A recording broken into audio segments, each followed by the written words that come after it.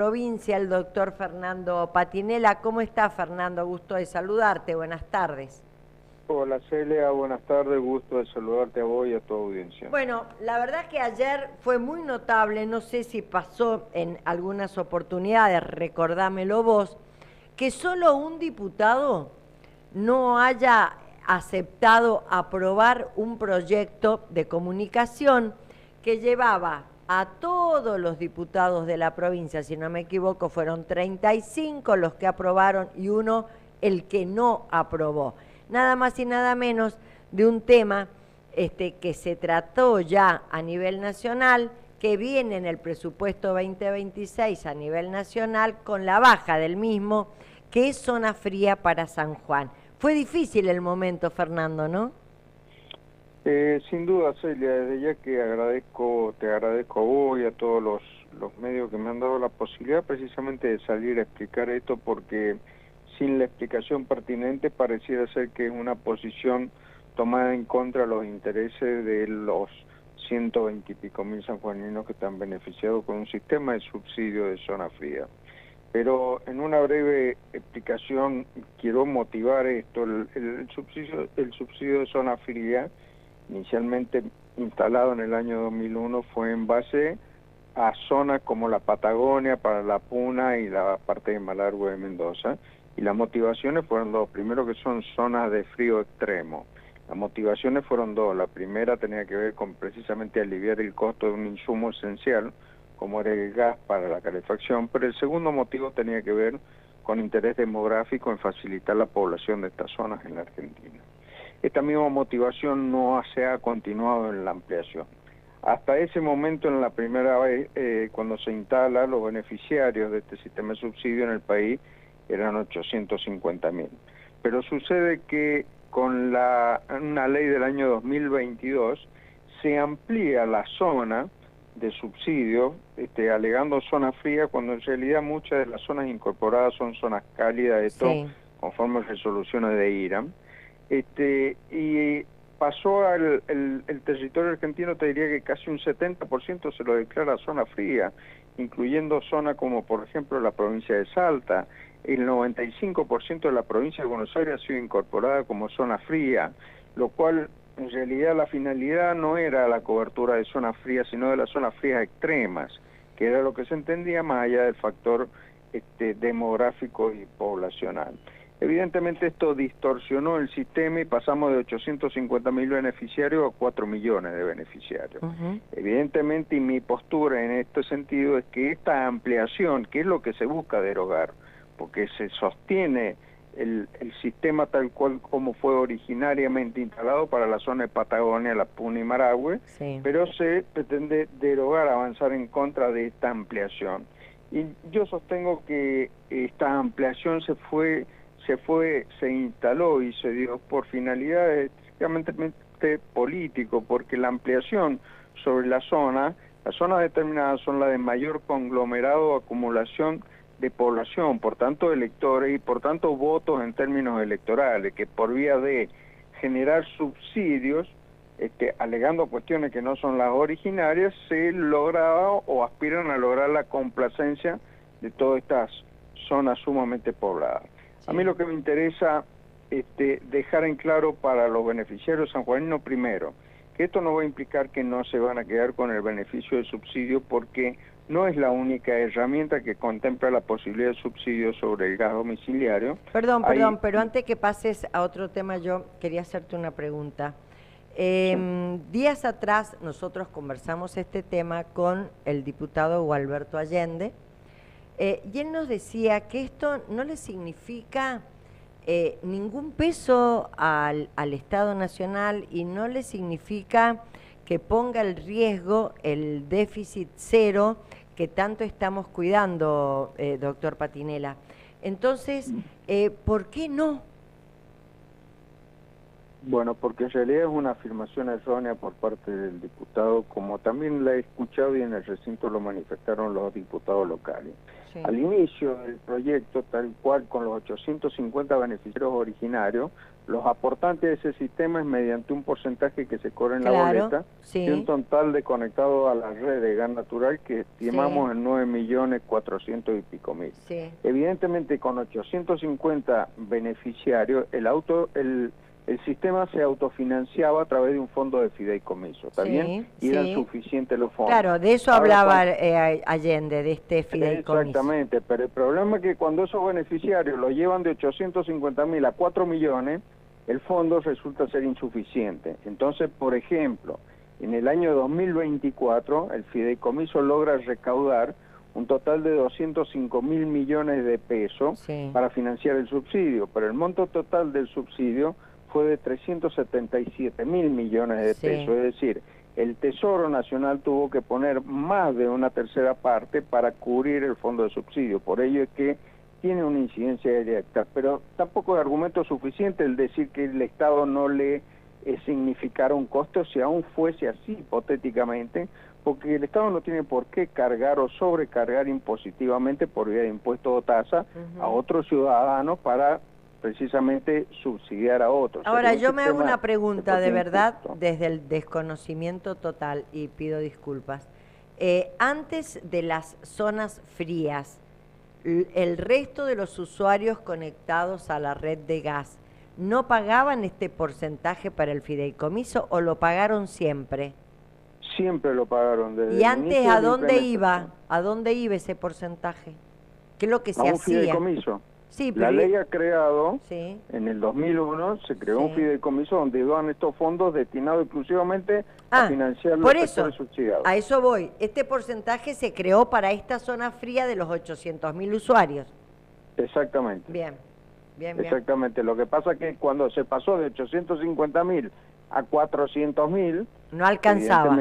Exactamente. Por eso es que la cobertura de la diferencia estaba a cargo. Y la ley preveía que si no en algún momento no alcanzaba, el resto lo ponía el Estado a través del gobierno.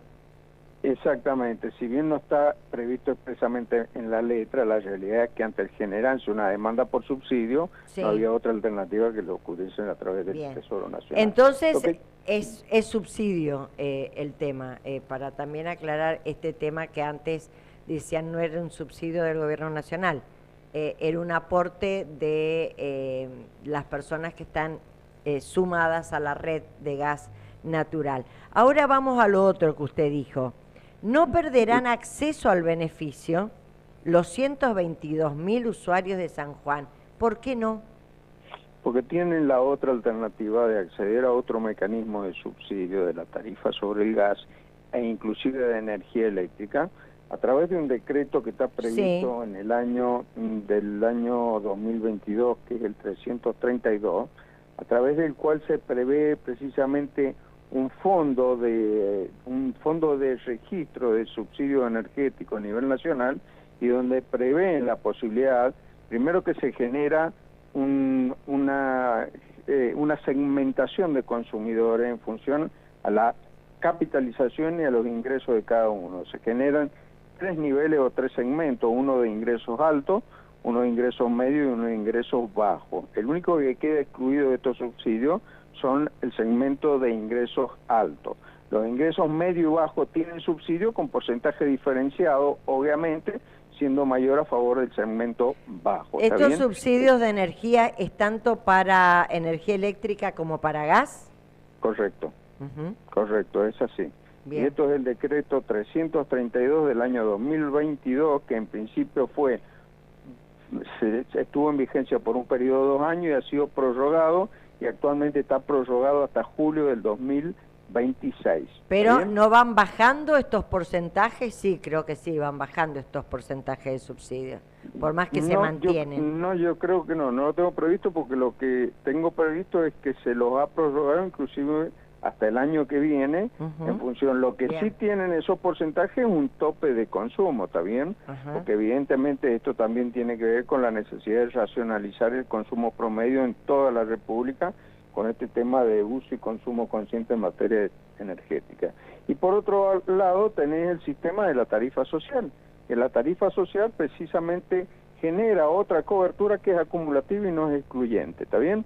Entonces, con esto quiero dejar en claro que esta falacia que pretende instalar una vez más el oficialismo provincial, acordado y asociado con el peronismo en estas cuestiones, como en muchas otras oportunidades se han asociado en este interés en común, no es verdad. No es verdad que van a quedarse sin cobertura por el hecho de que esta herramienta, que fue originariamente instrumentada con una finalidad estrictamente política, que quede sin efecto, que es la ampliación de la zona fría. Doctor Fernando Patinela, usted dijo en su momento, en su discurso, que esto es una cuestión netamente política, pero esto ya estaba vigente y en todo caso, si usted hubiera votado favorablemente, a lo mejor sin que la gente entienda todo esto, hubiera sido políticamente correcto para usted también.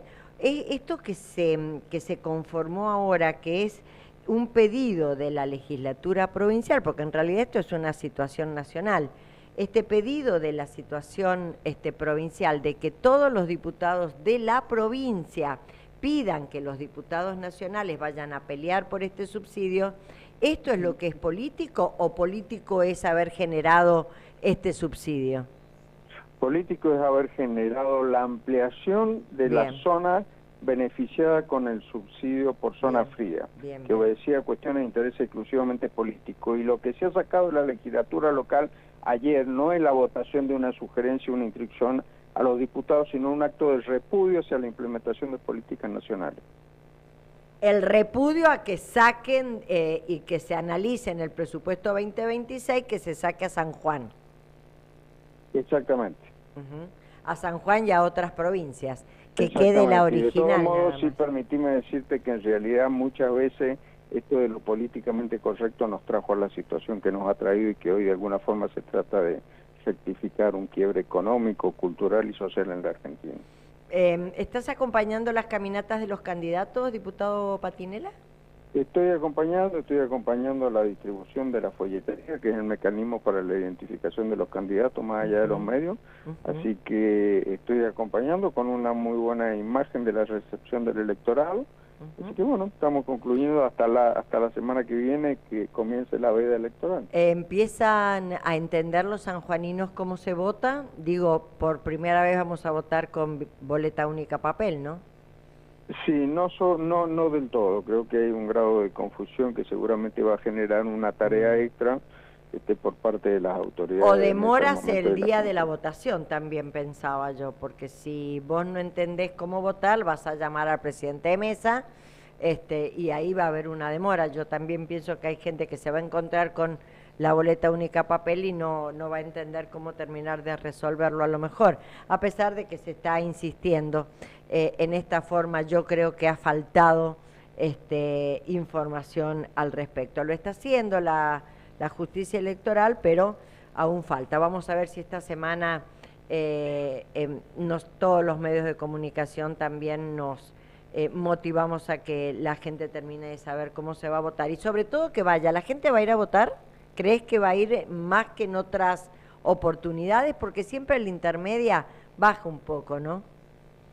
Yo creo que en realidad el sector de los no votantes que se han venido dando han advertido que la no votación o el no acompañamiento o la no asistencia a emitir el voto ha generado que puedan tener mayor posicionamiento político los espacios que precisamente no quieren que se instalen.